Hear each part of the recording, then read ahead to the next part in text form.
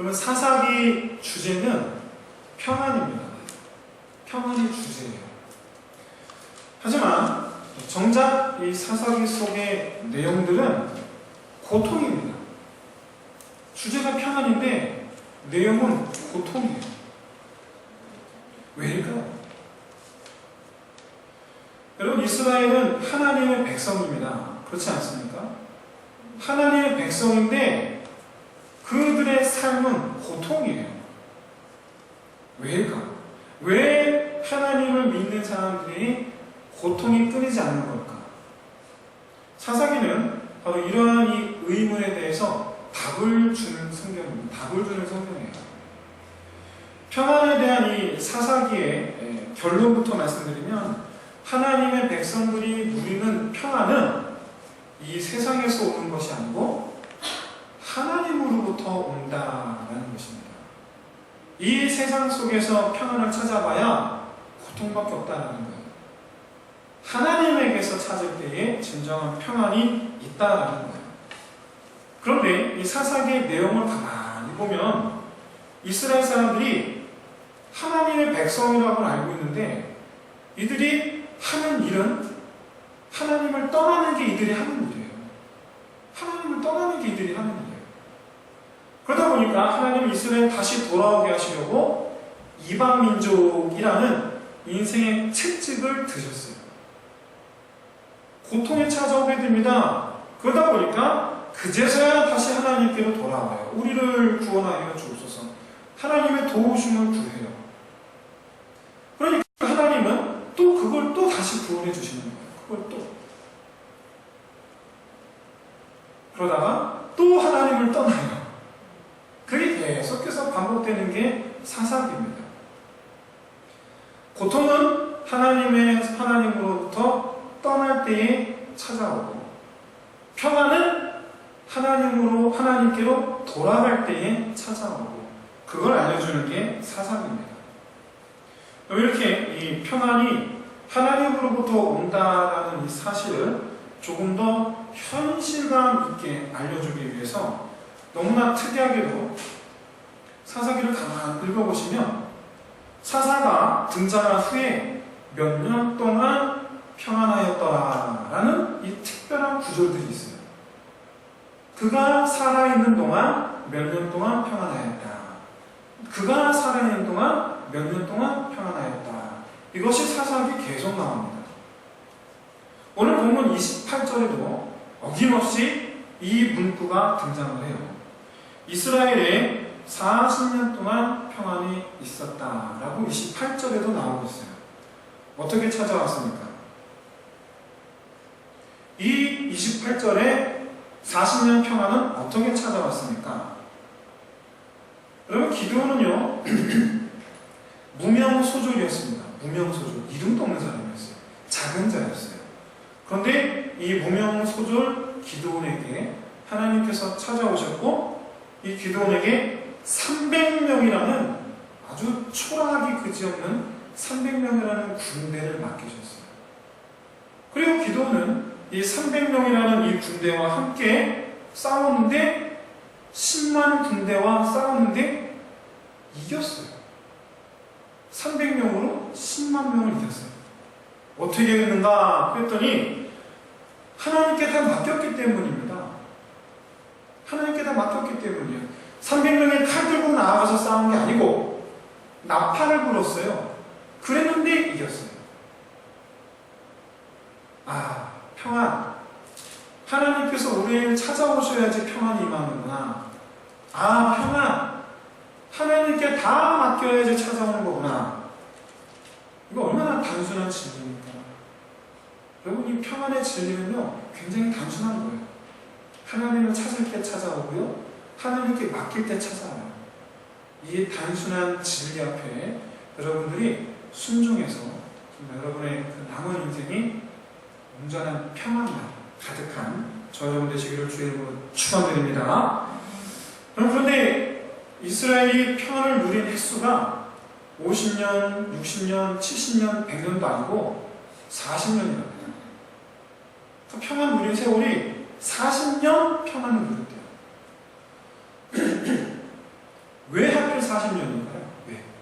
이유가 뭐야? 왜 40년인가 봤더니 그게 기드온이 살아난 횟수인 것 같아요.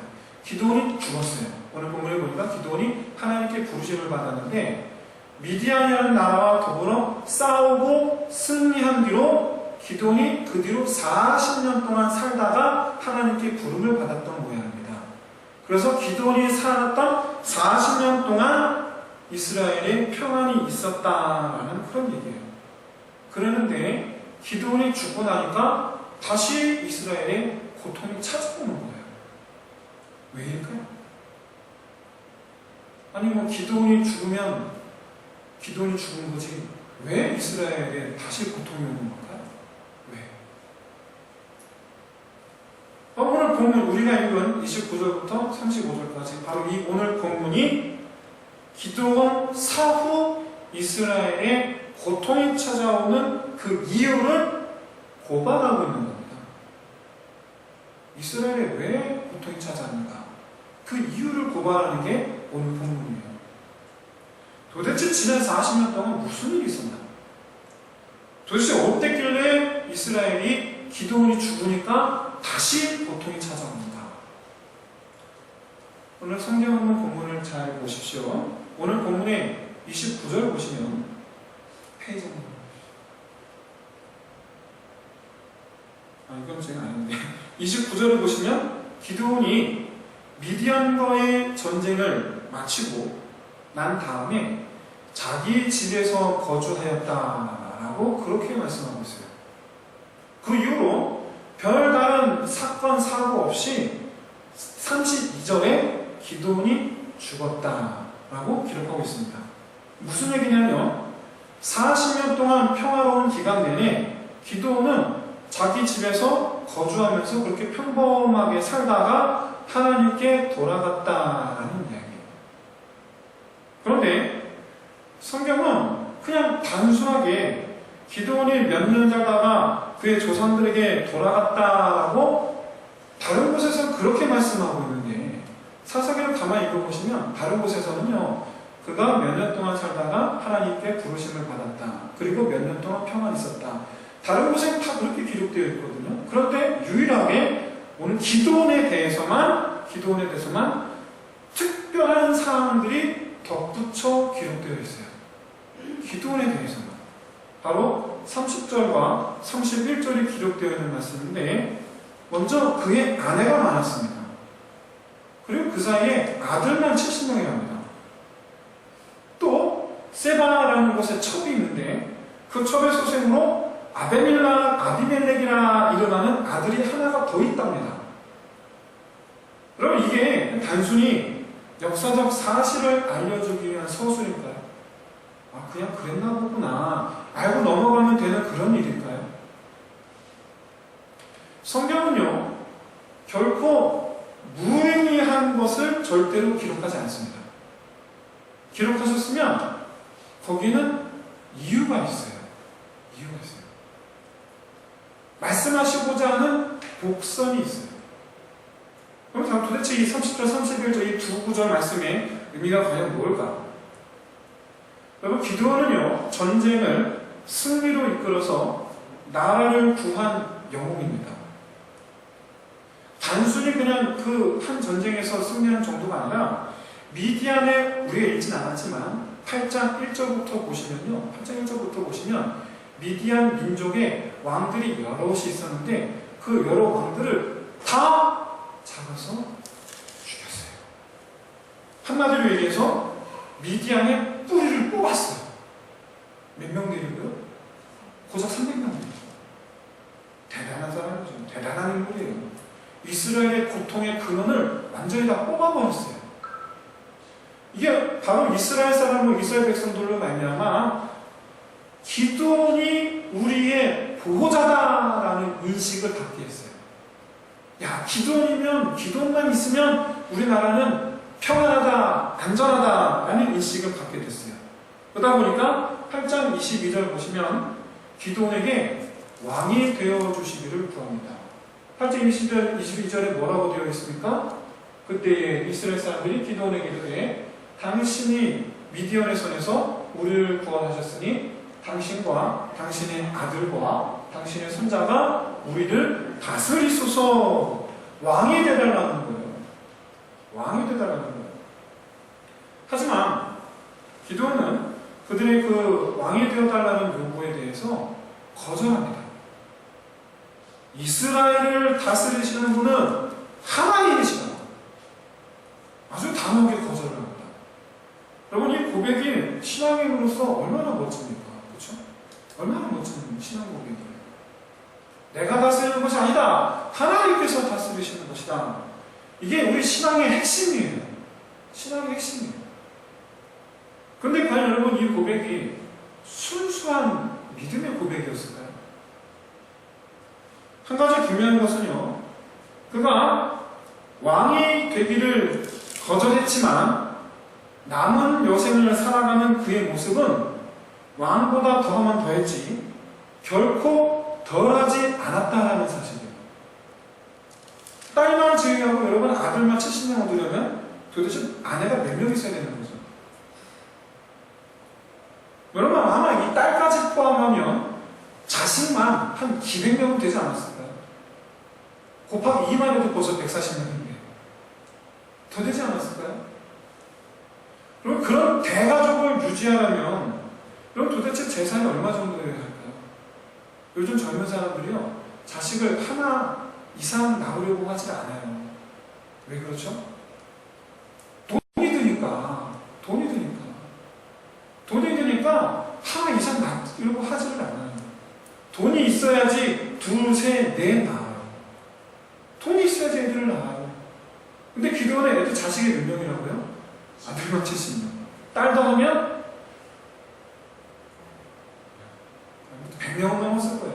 그 자식들, 아내들은 또 몇 명? 그 자식들, 그 가족들 먹여 살리려면 도대체 재산이 얼마나 된다는 얘기예요. 아무리 여러분 일부 다처제가 용인되는 그런 고대 사회라고 할지라도 그의 그 향락에 젖은 모습은 솔로몬왕 버금가는 모습이죠. 그의 모습은 영락없는 왕이에요. 영락없는 왕이에요. 그 많은 식구가 살려면요, 도대체 방이 몇 개여야 돼요? 집 크기가 얼마나 해야 돼요? 그렇죠? 그럼 비록 공식적인 왕의 자리는 사양했지만 그의 남은 인생의 모습은 영락없는 왕의 모습이에요.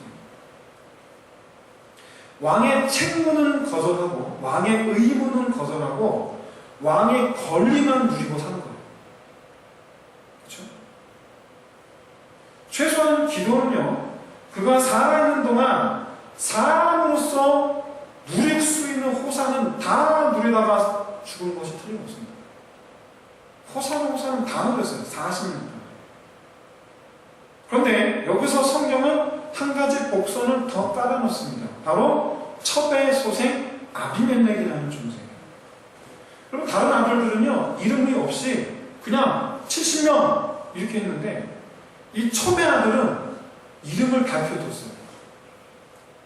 그 이유가요, 나중에 또 이제 한 몇 주 지나서 함께 또 살펴볼 텐데, 이 첩의 소생이 아비멜렉이요, 기도원이 죽은 후에 70명 아들 가운데 막내, 요담이라는 막내, 이 막내 하나 빼놓고 나머지 69명의 형제들을 다 죽입니다. 다 죽여요. 그리고 나서 자기가 살고 있는 세겜성에서 자기가 왕이 됩니다. 왕이 돼요. 근데 여기서 중요한 것은 성경에 이 아비멜렉의 이 어머니를 세겜에 사는 기드온의 첩이라고 표현했다는 거예요. 이 표현이 중요한 이유는요, 기드온이 자기 집 오브라에서 이 첩이 살고 있는 세겜까지 왔다 갔다 했다는 얘기예요. 그렇잖아요. 왔다 갔다 했다는 얘기예요. 근데 여러분, 이 오브라에서 세겜까지 지도상, 일직선으로 지도상 거리를 딱 재면요, 80km입니다. 오늘날이야 뭐 차가 있으니까 차가 80km 훅 가면은 뭐 1시간 반이면 간다 치지만 이때는 걸어가야 되거든요. 근데 이게 지도상으로 일직선 거리지 실제적인 길은 80km가 더 되겠죠. 한마디로 얘기해서 첩을 만나러 가려면 몇 번 며칠을 가야 되는 거예요. 참, 한마디로 얘기해서 이 먼 거리를 오가면서까지 딴살림 한 거죠. 딴살림 한 거예요. 이 먼 거리를 왔다 갔다 하면서. 대단한 사람이에요. 대단한 사람. 옛날 시대니까 뭐 3첩, 4첩 할 수도 있지 않겠어요? 그렇게, 여러분 그냥 단순하게 그렇게 생각하시면 안 돼요. 그렇게 생각하시면 안 돼요. 왜냐하면, 기드온이 죽은 후에 일어난 일들, 바로 그가 죽고 나니까 이스라엘 백성들이 기드온의 집에 대해서 다 등을 돌려버렸어요. 그의 집을 더 이상 후대하지 않았다라고 성경에 말씀하고 있거든요. 덕이 다 사라진 거예요. 거기다가 이 첩의 아들이 남은 자기 아들들을 다 죽였잖아요. 한마디로 얘기해서 그의 인생은 실패한 인생이라는 거예요. 3첩, 4첩 거느리고 살아간 그의 인생은 실패한 인생이다 라는 것을 보여주는 거예요. 더 나아가서 여러분이 이스라엘 백성들이 기드온의 집을 더 이상 후대하지 않았다라는 이것은 여기에 이유가 있는 겁니다. 어떤 사람은요, 아니, 어떻게 이스라엘 사람을 이렇게 배은망덕할 수가 있느냐라고 그렇게 생각할 수도 말할 수도 있을 거예요. 하지만 이건요, 이미 기드온이 살아있는 동안에 이미 기드온에게서 마음이 멀어져 가요. 이미 멀어져 가요. 근본적으로 기드온이 살아있는 동안에 기드온을 보면서 아니 어떻게 저럴 수가 있는가 하고 이미 시험 들었고 이미 상처받았던 거예요. 이미 수십 킬로미터를 왔다 갔다 하면서 첩질하고 다니는 사람, 그 이스라엘 사람들이 몰랐겠어요? 그거 보면서 얼마나 실망했겠어요? 비록 그가 이스라엘 위해서 한 일이 있기 때문에 살아있는 동안에는 그래도 대우는 해줬지만, 살아있는 동안에는 억지로라도 대우는 해줬지만 죽고 나니까 더 이상 다 정이 떨어져 있는 거예요. 한마디로 얘기해서 기도는요, 살아있는 동안 백성들의 존경심과 자기의 그 삶에 호가호위하는 그 삶을 바꾸는 인생을 살아갔던 거예요. 40년 동안. 한마디로 얘기해서 기드온이 자초한 거죠. 이쯤에서 저는 이 서두에서 말씀드렸던 왜 40년 동안 이스라엘이 평화를 누리다가 기드온이 죽고 난 뒤에 왜 이 다시 고통의 시간을 갖게 되는가? 근본적으로 이스라엘이 하나님을 떠났기 때문입니다. 그래서 하나님을 떠났기 때문에 다시 고통이 찾아온 거예요. 하지만 여기에는요, 기드온이 항복했다라는 겁니다. 기드온이 항복했다라는 거예요. 기드온이 말년의 삶을 여러 번 생각한다면 하나님께서 40년 동안 평화를 주신 것 자체가 기적이에요. 그렇잖아요. 40년 동안 평화 주신 게 기적이에요. 기드온이 살아간 인생의 모습을 보면서 얼마나 속으로 끓이셨겠어요. 속으로 끓이시는 것을 참고 40년 동안 평화를 주신 거예요. 억지로 주신 거예요. 한마디로 얘기해서. 여러분, 기드온의 별명이 뭡니까? 여룻바알입니다. 이 여룻바알이라는 뜻은 직역을 하면 바알이 그와 더불어 다투다라는 뜻이에요. 그런데 사람들이 여룻바알 기드온 하고 이 기드온을 부를 때에는 이 여룻바알이라는 의미가 야, 바알도 어떻게 하지 못한 사람 이라는 뜻이에요. 야, 정말 하나님께서 함께한 사람 이라는 뜻이에요. 여룻바알이라는 별명이 하나님이 함께한 사람 이라는 뜻이에요. 그런데 여러분 오늘 본문을 가만히 보세요. 기드온이 전쟁에서 승리하고 집으로 돌아오는 순간인 29절에서는요, 여전히 기드온이라는 본명이 아니라 여룻바알 기드온이라고 그렇게 기록되어 있습니다. 그렇죠? 성경 한번 보십시오. 네. 29절 보세요. 여룻바알이 돌아가서 자기 집에 거주하였는데, 그러니까 거주하기 전까지의 기드온의 이름은 뭐였습니까? 여룻바알이었어요. 그런데 집에 들어가고 난 이후로 29절 이후로 여룻바알이 일이 나오니까 안 나오니까? 안 나와요. 안 나와요. 나오지를 않아요. 더 이상 사람들이 기드온을 여룻바알이라고 부르지 않았다라는 거예요. 하나님도 기드온을 여룻바알로 여기지 않으셨다라는 거예요. 40년이라는 길면 길다고 할 수 있는 그 기간 동안 사람들은요, 기드온에게서 여룻바알을 보지 못한 거예요. 기드온은 40년 동안 여룻바알로 생활하지 않았어요. 하나님 함께 하시는 사람으로 그는 생활하지 않았어요. 바알을 이긴 사람으로 그는 생활하지 않았어요. 분명히 기드온은 고작 300명과 더불어서 미디안과 싸울 때에는 여호와를 위하라 라고 외치면서 싸웠습니다. 하지만 위기가 지나가고 난 뒤에는 집에 들어가고 나서는 기드온을 위하라 라고 산 거예요. 자기 자신을 위해서 살았습니다.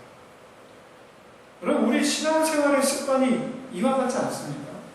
위기 때는요, 인생의 위기를 맞이하면 하나님 앞에서 뭐든 다 할 수 있는 것처럼, 또 실제로 하나님을 위해서 살려고 애를 씁니다. 그때는, 그 순간은 그렇게 합니다. 하지만 위기가 지나가고 평화가 찾아오고 난 뒤에는 어떻게 합니까?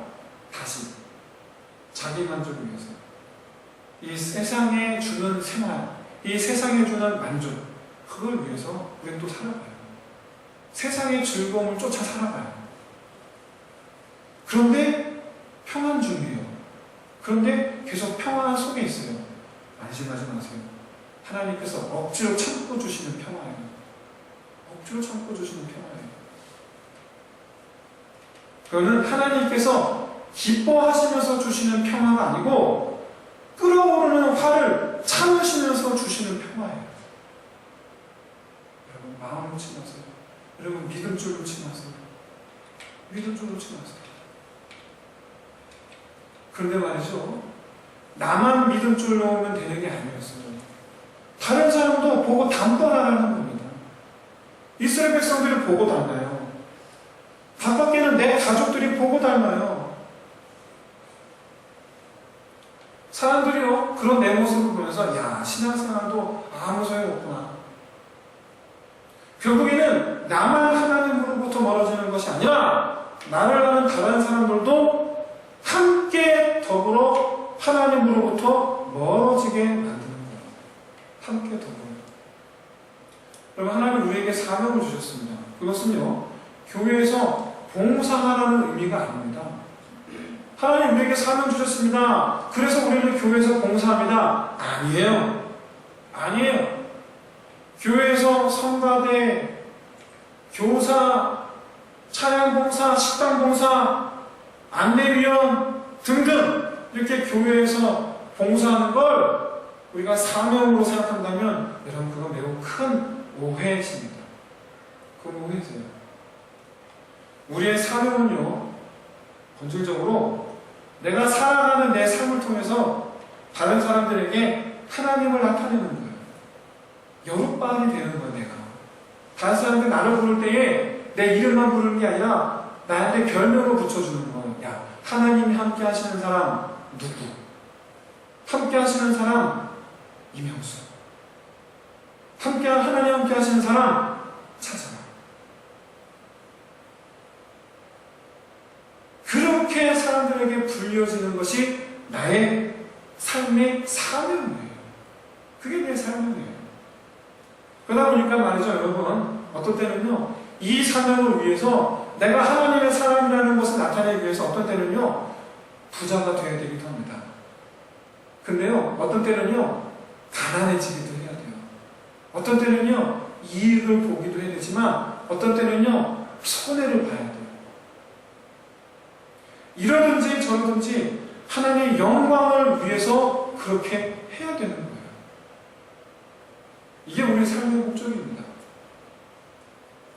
수많은 사람들이 극장에 가서 영화를 보면서 영화 속의 주인공을 보면서 많은 것을 느끼고 많은 생각을 합니다. 그것처럼요, 수많은 사람들이 세상 속에서 그리스도인들을 보면서 많은 것을 느끼고 많은 것을 생각합니다. 여러분, 사람들이 우리를 쳐다보고 있어요. 영화 보면서 영화 속 주인공 보듯이 우리를 사람들이 쳐다보고 있어요.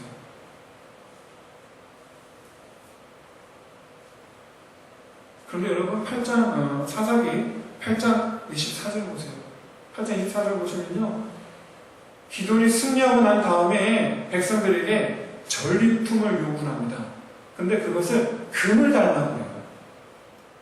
여러분, 성경 속에서 말이죠. 성경 속에서 기돈 이전, 기돈 이후 통틀어서 이스라엘을 위하여, 나라를 위하여 싸워서 이긴 다음에 전리품을 요구한 사람이 아무도 없어요.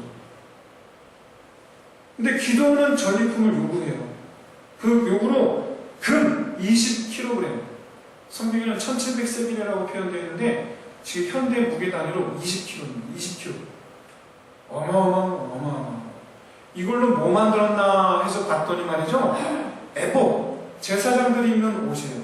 제사장이 입는 옷, 에봇을 만들었어요. 어떻게 했냐면 금으로 실을 뽑았어요. 금실을 뽑았는데 그 금실로 옷을 만든 거예요. 금에봇. 그것을 만들어서 자기 집에 둡니다. 자기 집에 둬요. 나중에 어떻게 됩니까? 27절 한번 보십시오. 27절에 보시면요, 사람들이 그 에봇 구경하려고 오브라로 찾아옵니다. 다 순례자가 되었어요.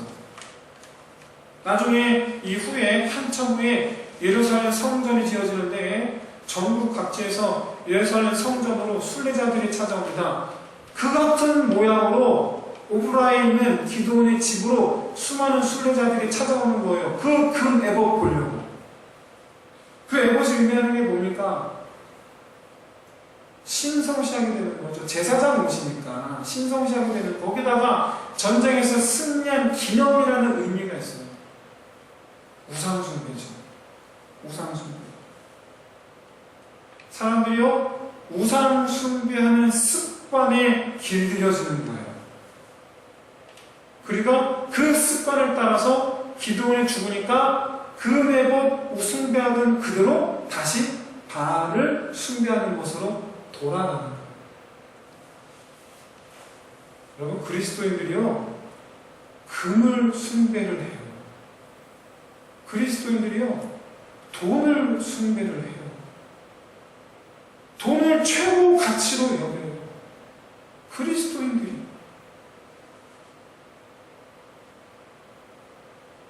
하나님보다 금을 더 높은 가치로 두고 있어요. 신앙생활하는 이유가 뭡니까? 부자 되기 위해서라고 얘기한 어떤 분을 제가 본 적이 있어요. 여러분, 다른 사람들이요, 나 때문에 하나님을 경외하는 것이 아니라 나 때문에 다른 걸 쫓아 살게 만드는 경우가 얼마나 많은지 몰라요.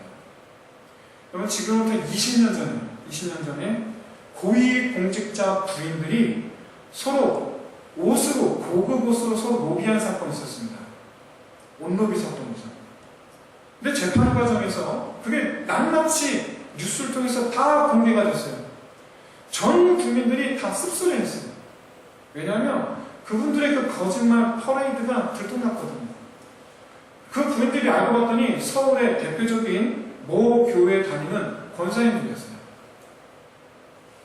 근데 다 하나같이 고위공직자 공무원들 부인들 아니면 재벌 부인들인데 다 그 한 교회 다니는 거예요. 그리고 자기들끼리 서로 옷으로 로비를 했어요. 어떻게? 이번에 우리 남편 좀 이런 거죠. 그게 들통이 난 거예요.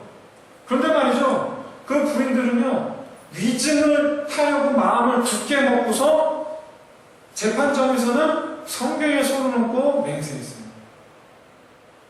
그래놓고선 거짓말했어요. 그분들은 신앙보다 돈을 더 사랑하는 거죠. 신앙보다 이 세상에서 높아지는 걸 더 원했던 거죠. 돈 때문에 신앙생활하는 거죠. 명예 때문에 신앙생활한 거죠. 문제는요, 그 사건 이후로 실제로 기독교 자체 여론조사 결과 5분의 1가량 되는 기독교인들이 천주교로 옮겨갔답니다. 같은 기독교인 중. 그리고 이런 일은 지금도 계속되고 있어요. 기독교에서 무슨 큰 사건 터지면 또 천주교로 옮겨가요.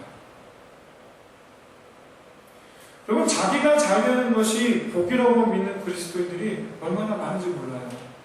내가 잘 되는 게 복이다, 그렇게 믿는 분들이 얼마나 많은지 몰라요. 그러면요, 해외에 나가서 저 이슬람이라는 곳에서, 저 북한 땅이라는 곳에서, 중국이라는 곳에서 목숨 걸고 선교하고 있는 선교사님들은 그러면 복이 없으신 건가요? 그분들은 복이 없으신 건가요? 그분들의 삶을 복 없는 삶이라고 보아야 되니까 복된 삶이라고 봐야 됩니까? 성경은 하나님을 경외하는 것이 복이다라고 분명히 그렇게 말씀하세요. 하나님을 경외하는 게 복이지 잘 되는 게 복이 아니에요. 잘 되는 건요, 복일 수도 있고 화일 수도 있어요. 거꾸로요, 고통이, 인생에서의 고통이 화일 수도 있지만 복일 수도 있어요. 복일 수도 있어요. 여러분, 합격이 화일 수도 있습니다. 불합격이요, 복일 수도 있어요. 불합격이 복일 수도 있어요. 제 동생이, 친구가 의사입니다. 레지던트 딱지를 떼고, 인턴 딱지를 떼고, 레지던트까지 다 이수하고, 그리고 의사 면허증을 딴 날 친구들과 같이 함께 즐거운 시간을 가지고 집으로 돌아가는데, 그날 돌아가다가 차길 큰 대로, 8차선 도로에 세워놓은 덤프트럭, 요즘에 덤프트럭들이 크게 많이 세워놓잖아요. 깜깜하니까 바닥을 직통으로 박아서 그날 하나님을 받았어요. 의사 면허증을 안 땄더라면, 여러분, 승진이 복일 수도 있고요, 승진에서 떨어진 게 복일 수도 있어요. 모르는 일이에요. 인생사 가지고 복이네 화네 말할 수가 없어요. 변함없는 복이 하나 있습니다. 변함없는 복. 그것은 바로 하나님을 경외하는 것. 이건 변함없는 복이에요. 이건 변함없는 복이에요. 믿으시길 바랍니다. 이번 창세기 39장에는요, 하나님께서 요셉과 함께 하셨기 때문에 형통했다라고 딱 2번 기록되어 있습니다. 근데 그 순간이 어떤 순간이냐면, 요셉이 노예로 팔려가는 순간이에요. 요셉이 노예로 팔려가는 순간인데, 하나님께서 요셉과 함께 하심으로 요셉이 형통하였다라고 기록되어 있어요. 2번째가 어디냐면, 요셉이 섬기는 장군 집의 부인이 요셉을 유혹을 하지요. 요셉이 그것을 거절하고 도망갑니다. 그랬더니 그 장군 부인이 모함을 해요.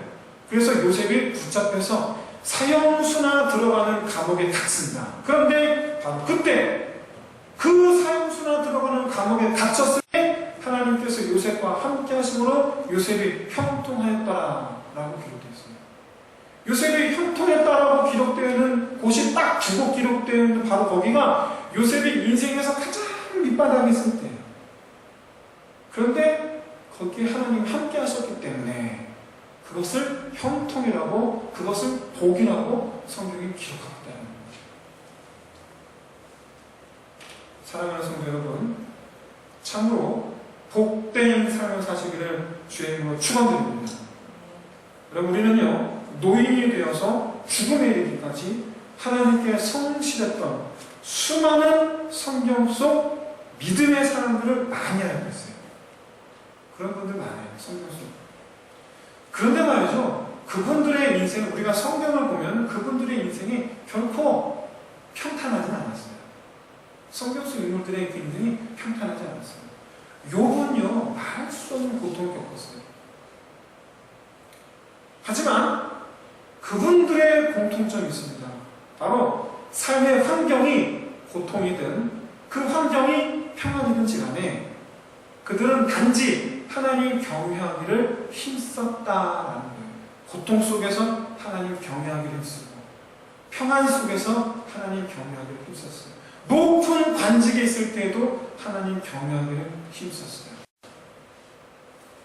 부자일 때에도 하나님 경외하기를 힘썼어요.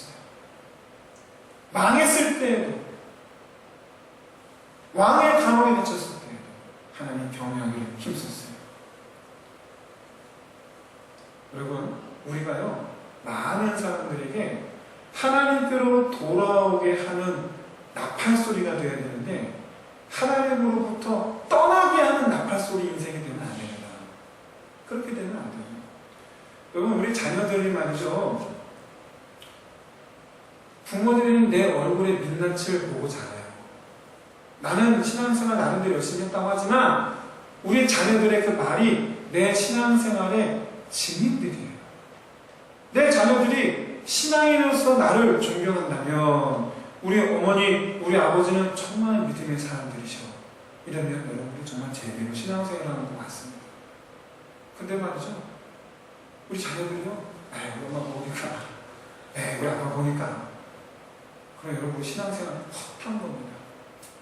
가까이 있는 내 자식들조차 나 때문에 하나님 믿는 게 아니라 나 때문에 하나님으로부터 멀어져가는 인생을 살고 있다면 우리가 깊이 고민해 봐야 되는 거예요. 나 때문에 다른 사람들이 하나님을 믿게 할 수 있는 저와 여러분 되시기를 주의 이름으로 축원드립니다. 여러분, 믿음줄을 붙잡으십시오. 믿음줄 놓지 마십시오. 평안이 임했다고 해서 믿음줄을 놓지 마십시오. 계속 당기고 계십시오. 성경 속 기도원이 아닌 다른 수많은 사람들처럼. 그럴 때에 하나님께서 우리에게 우리의 삶이 복이 되게 하시고 우리로 말미암아 더 많은 사람들이 복을 얻게 하시는 놀라운 은혜 주실 줄로 믿습니다. 기도합니다. 하나님 아버지, 정말 참으로